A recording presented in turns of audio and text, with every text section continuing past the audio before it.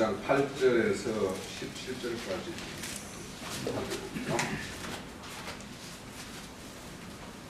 너희가 전에는 모든 일이 이제는 주 안에서 빛이라. 빛의 자녀들처럼 되라. 빛의 면하는 모든 착함과 의로움과 진실함에 있느니라. 주를 기쁘시게 할 것이 무엇인가 시험하여 보라.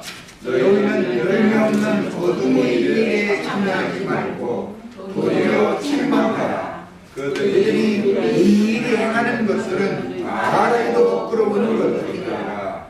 그러나 책망을 받는 모든 것은 빛으로 말미암아 드러나나니 드러나는 바다 빛이니라.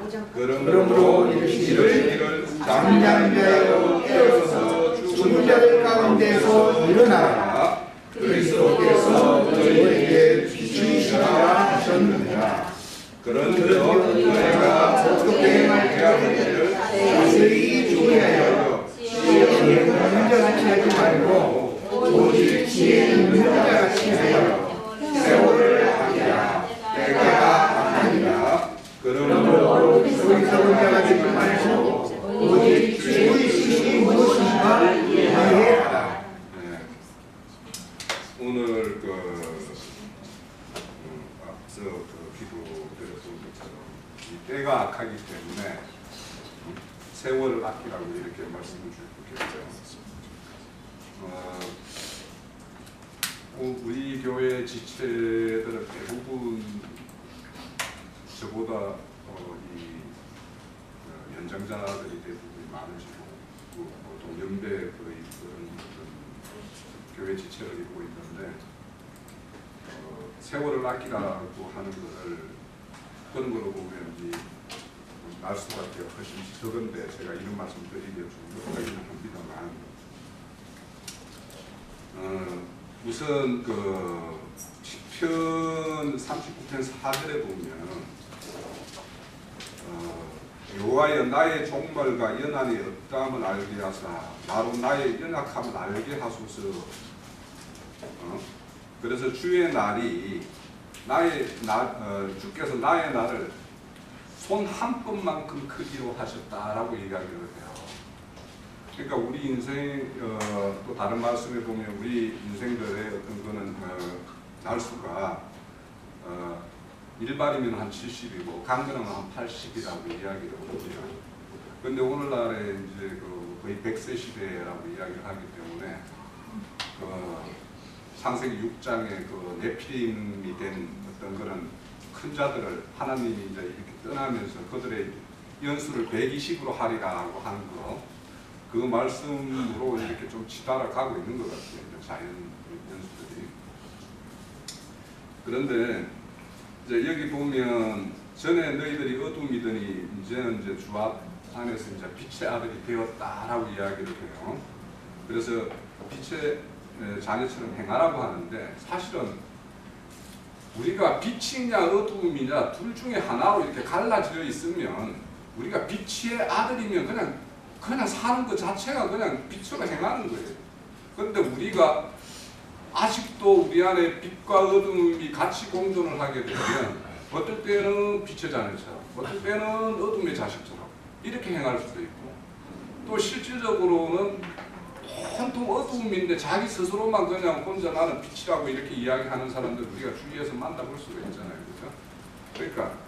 그러니까 이 빛으로 행하라는 것은 네가 빛의 아들이냐 아니냐 네 스스로 이렇게 우리 스스로가 이제 빛의 자녀는 당연히 그렇게 되고 또 마태복음에 보면 너희들이 세상의 빛과 소금이라고 이야기하면서 너희들이 등불을 등경 위에 올려놓지 않는 자가 어디 있겠냐. 그러니까 빛은 비추기 위해서 우리가 등불을 만들듯이 하나님의 자녀도 하나님의 아들로 당연히 지어졌고 이렇게 아들이 되었으면 당연히 하나님께서 이렇게 드러내서 이렇게 빛으로서 이렇게 바라볼 수 있는 본이 되게끔 하실 거란 말이에요. 그러니까 우리가 스스로 우리가 빛이냐 아니냐 이것이 이제 가장 이제 중요한데, 근데 이제 사람마다 빛이 강한 빛으로 되어 있는 사람이 있는가 하면 침침한 빛도 있잖아요. 그죠? 그러니까 우리 덕불 이렇게 보면 스치라이트처럼 빛이 쫙 나가면 온 데를 그냥 다 밝히는 어떤 그런 빛도 있는가 하면 코앞도 그냥 뭔가 뭐 이렇게 밝히기도 힘든 어떤 그런 희미한 빛도 있어요. 그래서 우리 스스로가 그런 어떤 큰 빛이 될 수 있는 그런 어떤 밝은 가운데를 이렇게 나아가는 그런 빛의 상황이 이제 필요한데, 여기 보면 이제 빛의 열매는 착함과 의로움과 진실함이라고 이야기를 해요. 근데 이 착함이라는 것은 우리 다른 데에서는 어떻게 쓰고 있나 하면, 우리 갈라디아서 5장 그 성령의 열매를 말할 때 양선이라고 하는 말이 있죠. 지금 요즘에 이것이 이제 선인데, 그 선이라는 것은 하나님이 우리 늘 이야기 드렸지만 하나님이 원하신 대로 하나님 뜻대로 지어져 가는 모양일 때를 하나님은 선하다라고 이야기를 해요. 그러니까 여기에서 빛의 자녀라고 하고 빛의 열매라고 하는 것은 그렇게 하나님의 어떤 뜻대로 어대대로 이렇게 지어갔을 때 그것을 이제 선이라고 이야기했고, 또 의로움이라는 것은 약속이 완전히 성취된 상태. 그러니까 하나님께서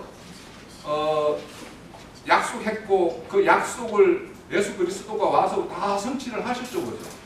그리고 예수로 인자 예수로 오셔가지고 내가 아버지께로 가면 보혜사 성령을 너희들에 보내주겠다라고 한 그 약속까지 우리는 다 받았죠. 지금 여기 있는 사람이 그거 못 받으면 이제 골치 아프죠, 사실.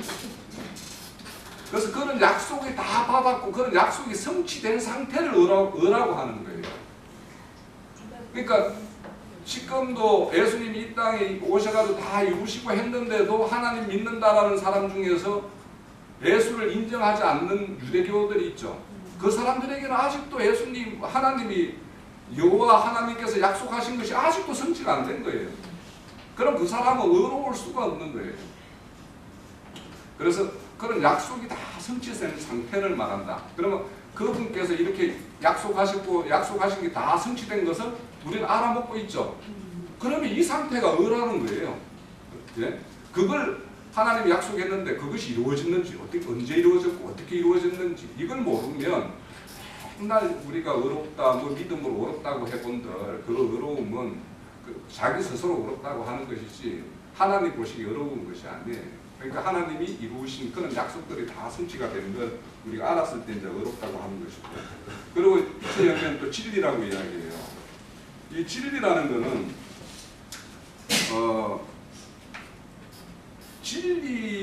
진실함이라는 게 이거는 다른 말로 보면 이제 다른 데서는 다 진리라고 말하는 거로 표현한 거 똑같은 말인데, 진리의 특성이 가장 강한 특성은 뭐냐 하면 영원히 변하지 않는다라는 거예요.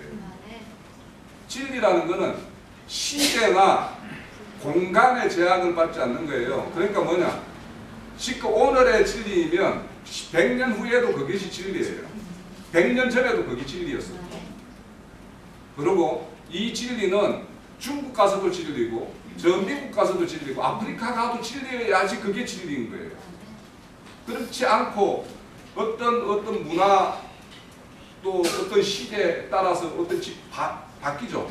세상의 어떤 세상이 추구하는 어떤 철학과 사상들은 시대마다 바뀌었어요. 그 시대마다 바뀌었고 또 어떤 나라마다 또 추구하는 게 다 달라요. 그렇기 때문에 그런 것은 진리가 아니란 말이에요. 그거는 언제든지 또 상황이 바뀌면 또 바뀌는 거예요. 그래서 우리는 그런 것들이 어떤 빛의 열매를 우리는 가지고 있어야 되는데, 이 말씀을 보면 주께서 기뻐하시는 것이 무엇인지 시험하라고 이야기를 해요. 시험해봐라. 근데 그 시험해봐라는 거는 이제 그 이어지는 거예요. 11절 그 이후부터. 자, 너희들이 열매 없는 어두움, 우리가 거듭나기 전에는 같이 있고 이것에 모든 내 열정과 모든 땀을 쏟았던 것들이 다 망한 거라는 걸 우리는 지금은 알죠. 그러니까 우리가 같이 거듭났다라는 걸 우리가 다른 말로 바꾸면 내가 가치관이 다 바뀌었다라는 것은 똑같은 거예요. 뭐냐면 가치관이라는 것은 뭐냐면 예전에 내가 하나님 알기 전에는 세상에서 좀 힘을 가지고 물질도 좀 부유하게 가지고 또 세력도 가지고 명예도 가지고 이런 것들이 우리가 추구했던 것들이에요. 그렇지만 지금은 그것들은 다 허망한 거라는 걸 우리는 알기 때문에 지금 그걸 쫓으면은 그걸 여전히 내가 그거에서 떨쳐내지 못하고 그것을 아직도 붙잡고 있다면 그 사람은 아직까지도 여기 위에서 말한 대로 빛의 자녀로서 온전한 빛 가운데로 옮겨진 게 아니에요. 네. 자, 그러면서 이제 열매 없는 어두운 일에 대해서 참여하지 말고 도리어 그것을 책망하라고 그래요. 우리가 이 책망한다라는 것은 우리가 가장 대표적인 사례로 성경 말씀에 나오는 게 욥기예요. 욥과 욥의 친구들이 서로 논쟁을 하죠. 이 논쟁한다라는 게 서로 책망하는 거예요. 왜냐하면 너의 어떤 걸음과 나의 오름을 이야기하는 건데 실질적으로 여기서 책망은 뭐냐면 하나님의 말씀으로 하나님의 입장에서 책망을 해야지 온전한 책망인데 욥의 친구들이 욥의 책망을 해서 여기 보면은 책망하여 드러나는 것은 다 빛으로 옮긴다라고 그랬는데 욥을 결국에는 끊지 못했죠. 욥을 드러내지 못한 거예요. 이렇게 빛 가운데로 끌고 오지를 못했어요. 그죠? 그런데 욥은 그렇게 친구들은 실패했지만 하나님의 사자인 엘리후가 오고 그 다음에 엘리후가 와서 그런 걸 접했을 때 욥이 살짝 꺾였죠. 그죠? 그리고 이제 하나님이 와서 이제 욥을 완전히 이제 이렇게 벗겨내죠. 그죠? 자기의 어떤 실상을 다 벗겨내는데 그 욥이 완전히 벗겨지는 어떤 실상의 어떤 모습을 욥기 42장에 가서 잠깐 보고 올게요.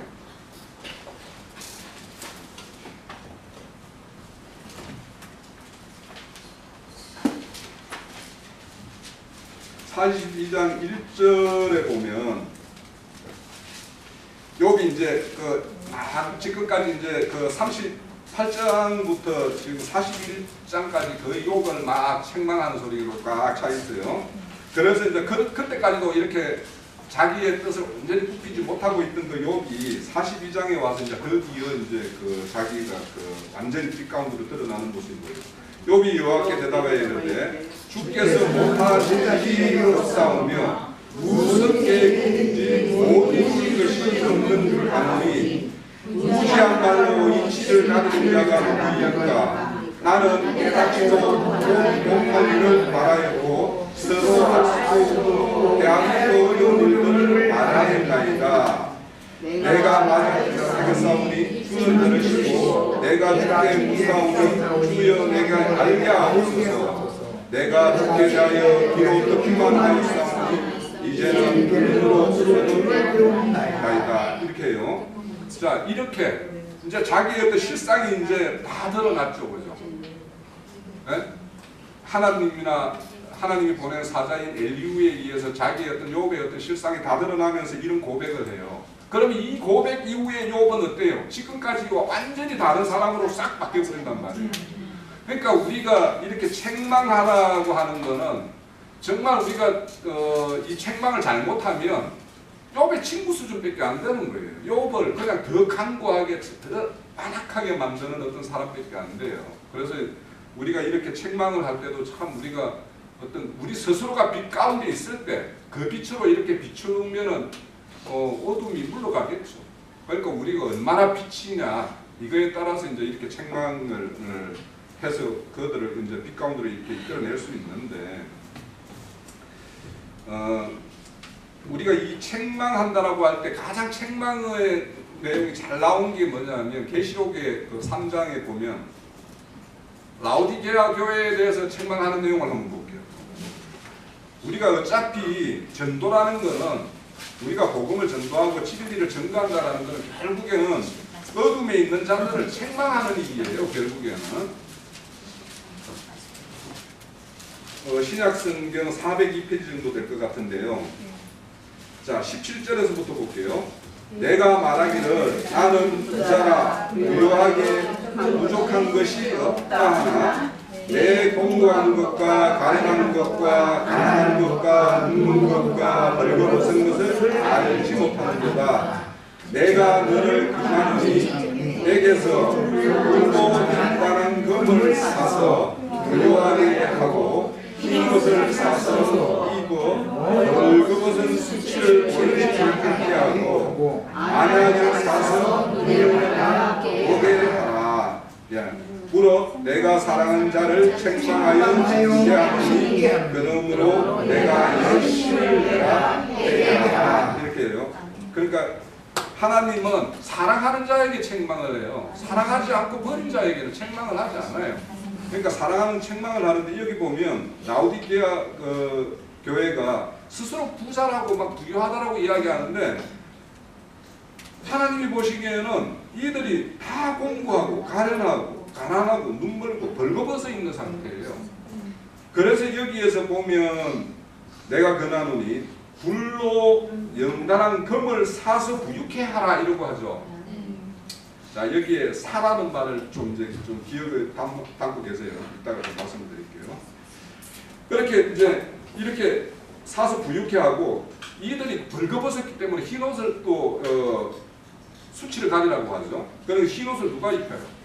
주님께서 입혀주시죠, 그죠? 그러니까 하나님은 책망할 때 발갈 벗겨가지고 벗긴 다음에 입히지 입힌 다음에다 뭔가를 걸치고 있는 데다가 거기에다 뭔가를 덧대서 이렇게 입혀주지 않아요. 그러니까 우리가 책망을 받으면 이게 완전히 발가 벗기는 거예요. 책망이라는 거예요. 그러니까 아까 욥의 실상을 가까이 벗겨보니까 욥이 그렇게 고백을 했듯이 우리도 이 책망을 받고 이렇게 할 때 어쩔 때 이 책망을 받으면 육성으로는 막 뿔이 나죠. 저 사람이 뭔데 나한테 막 이런 말을 하고 막 하냐라고 이렇게 이야기가 이렇게 올라올 수 있어요. 그렇지만 우리가 곰곰이 이렇게 또 그 왜 그런 소리를 내가 이런 시간에 이런 소리를 듣게 할까를 혼자서 가만히 생각해 보면 나한테 그런 뭔가 모습이 있으니까 이런 소리를 내기에 듣게끔 하셨구나라는 어떤 그런 걸 이제 하게 되고. 그래서 여기에 보면 제가 여기 금을 사다라고 뭐냐면 연단한 금을 사라고 이야기했죠. 근데 연단이라는 거 지난주에 제가 한번 말씀드릴 때 젖은 음식은 어린아이들은 젖은 음식을 먹죠, 그죠? 단단한 자는 장성한 자는 단단한 음식을 먹고 연단한 지식에 의해서 선악을 구별한다고 그래요. 그때 그 연단이라는 것도 뭐냐면 벗긴다라는 뜻이 있다라고 제가 벗긴다라는 어떤 뜻에서 이게 온 말이라고 제가 말씀을 드렸는데 그렇게 이렇게 책망이라는 거는 뭔가를 이렇게 자기가 뒤집어 쓰고 있는데도 뭔가 뒤집어 썼는지도 모르는 자에게 그걸 벗겨줌으로 인해 가지고 아 내가 이걸 내가 이런 거짓된 것을 내가 덮어 쓰고 있었구나 이렇게 이제 하는 것이죠. 근데 이제 여기에 보면 이제 세월을 아끼라는 말이 나오죠. 에베소서에 이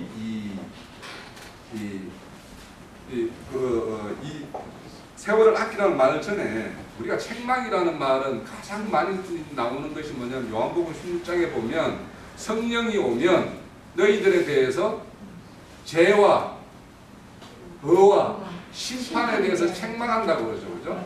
그러니까 이 책망한다라는 것은 너희들이 뭔가 크게 오해하고 있다라는 거예요. 그러니까 뭔가 오해하고 있는 사람에게 책망을 하는 것이지 뭔가 오해하고 있는 정도가 아니라 아예 생판 맹탕이다 이러면 그 사람에게 책망할 수도 없어요. 그런데 이제 우리가 책망하는 거는 뭔가 이렇게 하나님을 알고자 하는 자, 그렇지만 뭔가를 오해하고 있는 자, 또 뭔가 오해해서 실행하고 있는 자, 이런 자들이 이제 이렇게 책망을 하게 되는데, 그런 이런 책망을 하게 되면 뭐냐면 그 사람에게 듣는 자에게서 세월을 사는 뭔가가 나와야 된다는 거예요. 이 세월이라는 게 여기에서 말이라는 거는 이제 이 세월이라는 말은 단순하게 우리가 이런 시간을 뭐 이렇게 아낀다, 우리 이제 날수가 이제 많이 찼기 때문에 남은 날짜들을 잘 이렇게 경영한다 이런 의미도 있지만, 여기에서 우리가 예전에 몇 번 전에 이제 뭐 우리 히브리어 헬라어 들을 때 뭐 그런 말을 들었어요. 우리 시간, 세월이라는 여기에 어떤 시간을 말하는데, 시간을 말할 때 우리가 지금 2018년도 5월 오늘이 27일이죠. 이런 어떤 세상 사람이나 누구나 믿는 자나 안 믿는 자나 다 시간하면 아 그거 하는 그 시간이 있고 그걸 우리 크로노스 시간이라고 이야기하고 하나님과의 관계성 속에서 뭔가 하나님이 우리에게 부여한 시간들이 있어요. 이 시간들을 우리 카이로스의 시간이라고 해요. 그러면 이거는 뭐냐? 크로노스 시간, 즉 자연은 이렇게 흘러가는 이 시간 속에 하나님이 일하심에 의해서 우리에게 주어진 뭔가의 사건과 환경과 이런 것들이 있단 말이에요. 있는데 이런 시간들을 다 뜬으로 보낸 적이 우리는 수없이 많이 있어요. 네? 우리에게 하나님이 전하고 싶은 뭔가 뜻이 있어서 뭐 이 모양 저 모양으로 말했지만 우리가 그걸 못 알아먹어서 그것이 무엇인지 또 뭐냐면 우리가 아직도 온전한 빛이 아니기 때문에 어둠에 끌려서 그것이 더 끌리기 때문에 그거에 의해서 우리는 그 길을 갔던 적이 너무도 많아요. 그래서 여기에서 세월이라는 거는 그런 거를 이 세월이라는 말이 아까 뭡니까 계시록 3장에 라오디게아 교회의 그 연단한 금을 사라 하는 말, 세월을 아끼라는 말이나 금을 사라는 말이 똑같은 말이에요. 이게 자, 이 말이 지금 다른 데에서는 뭘로 번역되어 있냐면요. 갈라디아서 3장 13절 가볼게요.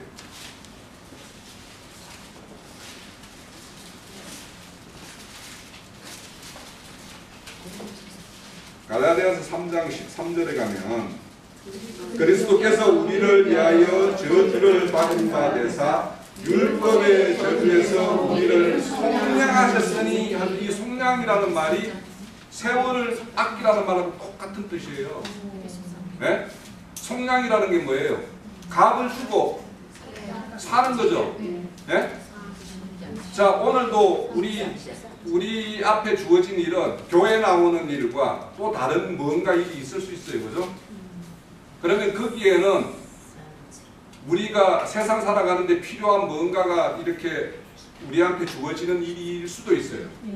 그러면 그거를 내가 잡을 것이냐, 교회에 와서 말씀을 잡을 것이냐라는 거는 두 가지가 딱 놓여 있을 때 어느 것이 세월을 아끼는 거예요. 교회에 와서 교회를 이루는 것이 세월을 아끼는 거죠. 그러려면은 내가 이 교회에 참여하지 않고 내가 그 앞에 놓았던 다른 걸 잡으면 뭔가 주어지는 거기 포기하는 거죠. 그죠? 그럼 내가 교회로 참여함으로 인해 가지고 그걸 이 시간을 그것과 바꾸는 거죠. 그죠? 그걸 사는 거예요. 그러니까 우리가 늘 우리 앞에는 두 길이 놓여 있을 수 있어요. 그러면 이 두 길이 놓여 있을 때 내가 어떤 걸 잡느냐에 따라서 내가 사느냐, 하나님이 아끼라고 하는 이 세월을 사느냐, 이거예요. 그러니까 우리가 이런 사는 일에 있어서 우리가 늘 지불해야 될 것이 있단 말이에요. 세상에서 뭔가 힘이 되고 뭔가 우리가 살아가는데 편리함을 제공하는 그것을 희생하면서 하나님의 거룩한 뭔가를 사는 이런 거룩한 거래를 하는 사람이 세월을 아끼는 거예요. 네? 그래서 우리가 그런 거에 대해서 우리가 한번, 그리고 여기 그러니까 다른 번역에서는 이 속량이라는 말과 이 세월을 아끼라는 말이 두 가지로, 그러니까 이 똑같은 낱말이 어떤 데는 속량으로 번역되어 있고 어떤 데는 세월을 아끼라고 번역되어 있어요. 자, 세월을 아끼라고 번역되는데 한 군데만 더 찾아볼 거예요. 골로새서 4장.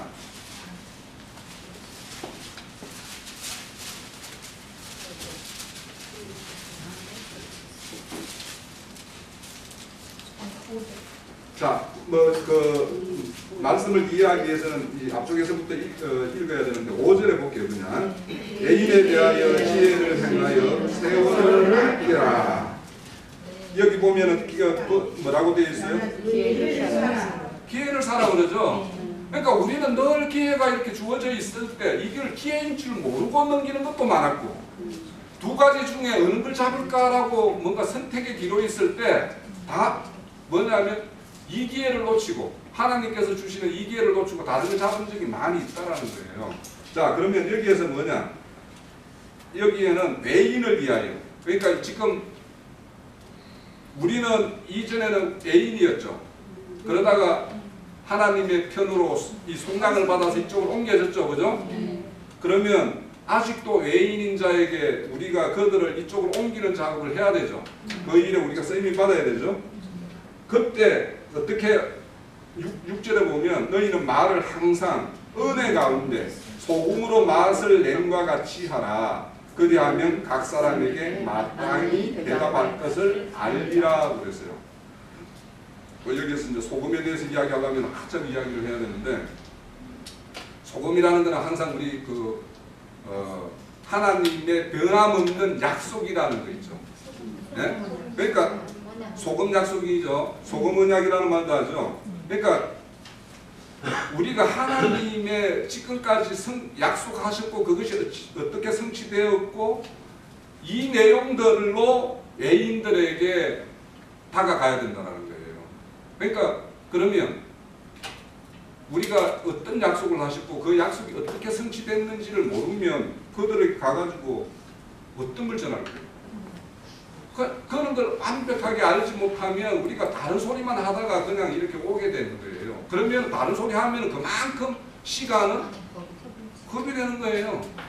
그러니까 우리는 그 어떤 그 자들을 이쪽으로 옮기는 일에 뭔가 이런 시간을 사고 그 사람들의 어떤 기회를 사기 위해서는 우리가 그런 어떤 사실, 하나님께서 지금까지 변함없이 지금도 일하시고 예전에도 일하셨고 지금도 일하시고 앞으로도 일하실래요.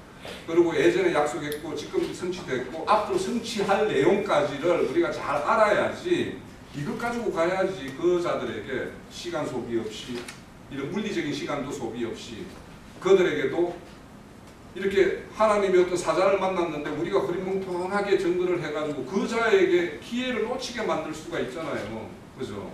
그런데 우리가 그들에게 명확하게 하나님의 어떤 이 내용에 대해서 우리가 이해를 충분히 하고 있으면 그들에게도 한 번에 뭔가 하나님이 이렇게 하셨구나라는 걸 뭔가 이렇게 주어질 수가 있는데 우리가 그렇지 못하면 그 사람에게도 누군가가 또 나 다음에 또 누군가가 가서 그러니까 단번에 뿌리를 뽑아야 되는데 매번 막 뿌리를 이렇게 자꾸 흔드는 작업만 하다가 빠질 수도 있어요.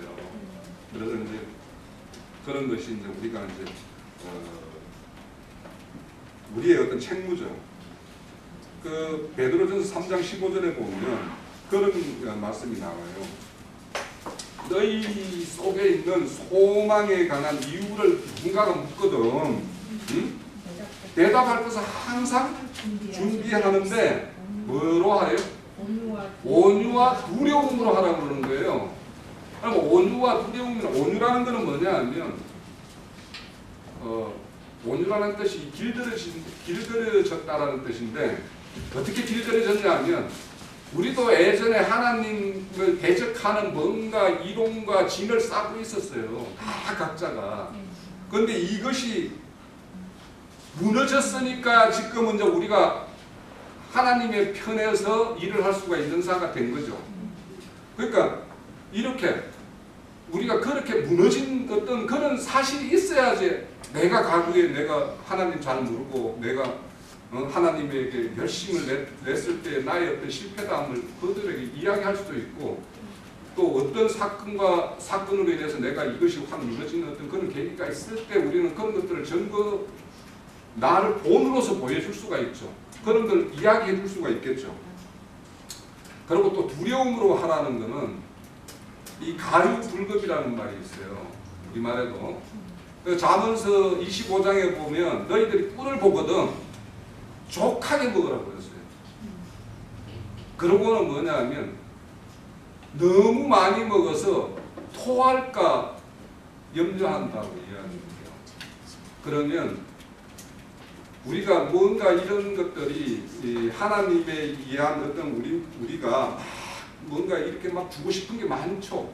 근데 그 사람이 막 소화할 능력도 안 되는데 막 갖다 이렇게 안기면 그 사람이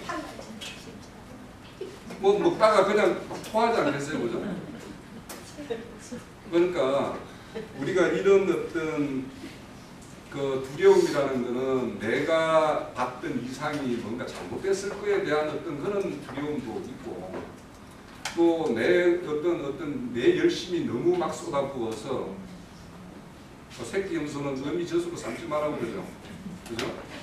그런 것처럼 내가 뭔가를 먹이려고 할 때 내 것이 너무 막 이렇게 막 열을 토해가지고 막 그것이 먹는 사람이 받아먹는 사람이 도저히 먹을 수 없는 어떤 그런 것이 될 수 있을까 이렇게 염려를 하게 돼요. 그런데 이제 그 소망에 대한 것이 그들이 네가 가지고 있는 이 소망이 뭔가에 대해서 묻는다면 우리는 명확하게 내가 가지고 있는 소망은 땅의 것이 아니다라는 거. 지금 이제 우리 스스로가 고백이 내 소망은 땅인 것인지 내가 하늘의 것인지 우리 스스로는 좀 알죠, 그죠? 예. 그런 것처럼 왜 내가 이런 소망을 가지게 되는 거에 대한 어떤 그런 것들에 대해서 우리가 충분히 이야기를 잘 전달을 하면 그 사람들이 우리의 어떤 소망 쪽으로 그분을 그 듣는 자들을 그 외인들을 우리와 같은 어떤 편 하나님의 편 이쪽 편으로 옮길 수 있는 어떤 그런 일이 될 수 있겠다라는 생각이 들어요. 그러니까 우리 스스로 세월을 아낄 필요도 있고 우리가 맡은 책임을 다하는 쪽에서도 세월을 아낄 필요가 있어요. 그러기 위해서는 빛의 아들로서 강한 빛의 어떤 아들로서 이렇게 우리가 무장되고 또 그렇게 하는 것이 가장 성격을 가져다라는 생각이 듭니다. 좀 많이 줄였어요, 사실. 그런데도 한 30분이네요. 이 말씀을 갖다가 본 이유가 이 장막을 갖다가 이렇게 치잖아요. 근데 장막이 멀 것 같아요. 이 장막이. 그 천사들의 영일 수도 있지만은요, 실제로 교회 안에서 장막을 친 것은 성도들끼리 연합되어져 있기 때문에 내 입장에서는 형제 자매님들이 나의 장막이 되고 또 아무개의 입장에서는 제가 또 장막이 되어질 수가 있는 거죠. 그래서 여기에서 그들을 위해 장막을 치시리라고 얘기를 했지만은 다른 데서는 뭐라고 기록이 되어 있냐면은 형제 자매들이 장막이다라는 말씀이 또 있어요. 그 말씀이 있으니까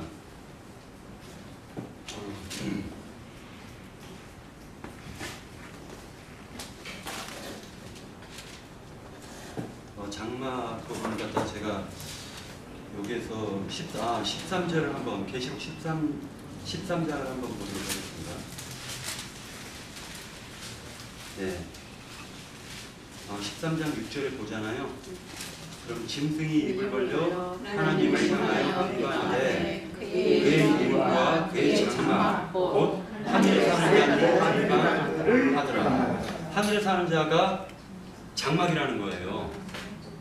근데 지금 에베소서에서 보면은 너희를 하늘에 앉혔느니라 라고 말씀하니까 알고 보니까 내 이웃을 내 몸과 같이 사랑하라 하는 것이 율법의 모든 율법을 마침이잖아요. 그러다 보니까 교회 안에서의 형제 자매가 곧 나의 장막이요 우리는 그 교회는 하늘에 앉혀진 교회다라고 얘기를 하고 있는 거예요. 여기서 계시록 13장 6절에 보면 13장 6절에서 이렇게 우리가 보잖아요. 그러면 이 짐승들이 나와요. 짐승들이 나와가지고 누구를 괴롭히냐면은 하늘을 향해서 막 비방을 하는데 얘네들은 신성모독하는 이름을 가진 자들이걸라며. 근데 그들이 막 하늘을 향해서 비방하는데 알고 보니까 그 하늘을 향해 비방하는 게 형제 자매님들을 지금 핍박하고 형제 자매님들을 갖다가 넘어뜨리는 것 그리고 비방하는 것 그걸 가르치더라는 거예요.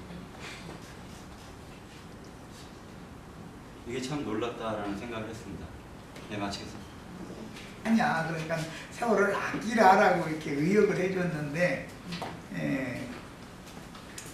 우리가 이제 세월을 산다는 것에 대해서 현재님 분당에서 이제 말씀을 하시기를 신앙생활에서 진리상기를 잘해가지고 사람들한테 전도를 잘하는 거예요. 세월을 사는 거 아니냐 이제 이런 의도로 얘기하시는 거예요. 물론 이제 그런 당연히 그런 의미가 있어요. 이제 세월을 아끼는 것은 제일 중요한 것은 신앙생활을 열심히 하는 거예요. 세월을 사는 거예요. 세상 사람들도 이렇게 괜히 하는 것도 없이 나이만 먹었다 이런 말 그렇게 하면 안 되겠다는 것이죠. 기왕 신앙생활을 하면은 세월을 지혜롭게 세월을 사는 그런 신앙생활을 하셔야 되겠어요. 그 다음에 이제 박영재님이 지금 장막에 대한 말씀을 하셨는데, 장막이라고 하는 것은 원래는 하나님의 성막이라는 용어에서부터 오는 거예요. 장막은 이제 광야에서 목축업을 하는 그 목동들은 광야에서 살아야 되니까 그 몽골 사람들, 뭐 중근동 사람들, 그 목동들은 전부 장막 생활을 하죠. 그런데 이 장막이라는 것은 하나님의 그 말씀의 계시로는 육신의 이 몸을 장막이라고 비유를 한 거예요. 그래서 이제 이 장막을 벗어난다. 그렇게 말하면 내가 죽는다. 우리 몸이 죽는다 그런 뜻이에요. 그런데 요한복음 1장에 보면은 말씀이 육신이 되어 우리 가운데 거하심에, 은혜와 진리가 충만하더라 할 때 거기 우리 가운데 거하심에라는 말이 장막을 치심에라는 뜻이에요. 원문대로 지적을 하지 않는.